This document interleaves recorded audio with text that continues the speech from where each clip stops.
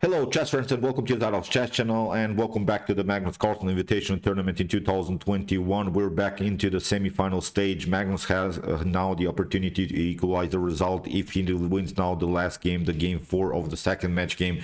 This was really wild. Magnus had to win the last 2 games.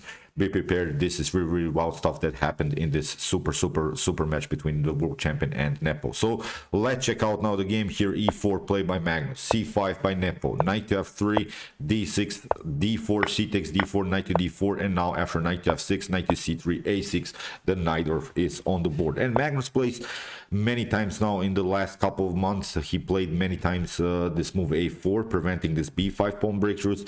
The idea, of course, is to stop that, but of course then it's very hard to castle queenside, because many times in the Nh4 we're castling queenside. We would then have, after castling kingside, an opposite side attack game. Now castling on the queenside would be very risky, as you have already weakened your pawn structure on the queen side. So that's why probably Magnus is going to castle here on the king side. So it's really wild what happened, because Magnus plays these positional setups, and I think when Magnus goes into tactical battles, then of course Nepo has his chances, because Nepo has proven himself in his tactics, in this sharp plays. Now it's already a very static and positional setup here by the world champion. In the game E5, a normal idea of the Nh4, we have a knight to F3 and now H6. G3, we have bishop to E7, bishop to G2. Magnus goes into Fianchetto line, and now after castling also played by Magnus Carlsen, and now bishop to E6. Here are the problems. Of course, in Nh4 Sicilians and in many, maybe this if you're familiar with the Lasker Pelikan Sicilian or the Sveshnikov Sicilian, many times we have the weak d5 pawn, but all d5 square, but also the weak d6 pawn. And the best way here for white to proceed is here simply to go positionally into the game. What we need to do is actually get rid of every defender of the d5 square. So it means, of course, it's the bishop, and also it's the knight, and we're trying maybe to cement one of our pieces around the square d5, and then black would continue the game with the bad bishop on e7. And that's actually what Magnus does here. Knight to h4 prevents immediately d5, because d5 would be a liberating line for Nepo. It would be a simplified line. Then you don't have any more these weaknesses. You see this knight was standing in the way because the bishop is now protecting the d5 square. So here knight to d7, knight the best of moves, bishop to g4 is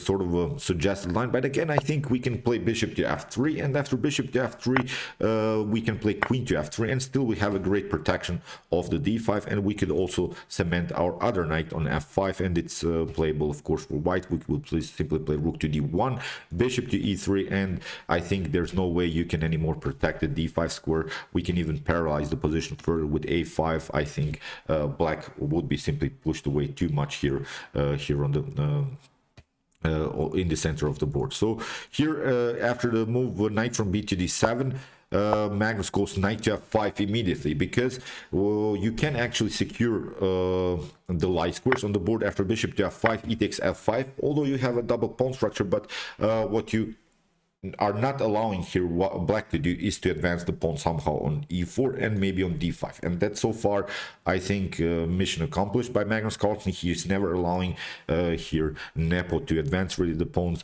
Now after the move queen to c7, Magnus paralyzes the position further with this move a5, never allow here to play the move b6.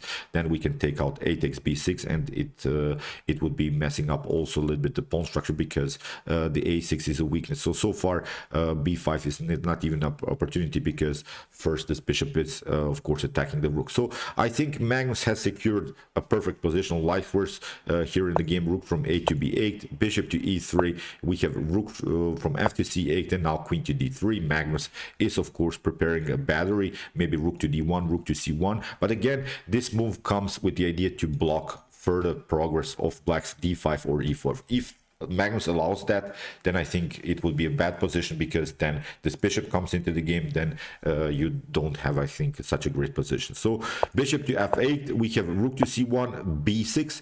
Again, queen to c4, maybe forcing a trades of pieces would be better, because after queen to c4, rook to c4, maybe there is somehow a way to advance the pawn on d5, but still it's such a much better position. I think Magnus tricked here a little bit Nepo with his positional setup. After remove rook from f to c1, we have b6, and Magnus accepts the challenge. A takes b6, knight to b6, and now this pawn is hanging, and the evaluation is already much better for the world champion. We have knight to c4, and here Magnus plays a great counter attack, knight to d5, because there are no several choices. If you try knight takes b2, it's not so good because you get the queen.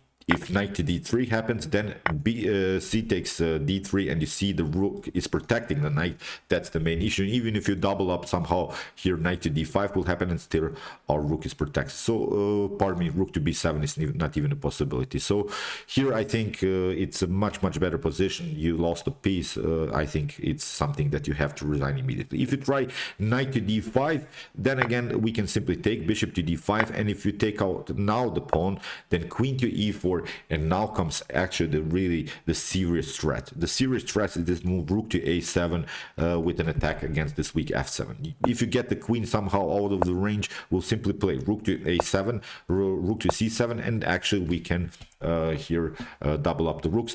And the bad part also for Nepo is that actually this knight is endangered.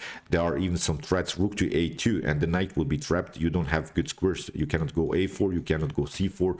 Both of these squares are protected, so there are simply too many attacking opportunities for the world champion. As I said, also the f7 is a long-term weakness. So after the move knight to d5, Nepo goes queen to d8, but now Magnus has time to play the move b3, knight takes e3, we have queen to e3, rook to c5, and now Magnus cements simply the knight with c4, queen to c8, and now knight to f6. Great move after g takes f6. Again, let's stop and evaluate the position a little bit. This bishop, as we said in the beginning, was the main issue, and it's many times the main issue of the Knight of Sicilian, the bad bishop on f8 or on e7. It's simply too blocked out by its own pawn. Although this game is the so-called opposite color bishops, now middle game many times it leads now into draw, but actually it's not so, because Magnus' activity of the piece is simply too much to handle. Rook to a7, Magnus prepares again this move, bishop to d5. In the game, queen to f5, bishop to d5 happened anyway, queen to g5, and Magnus doesn't care.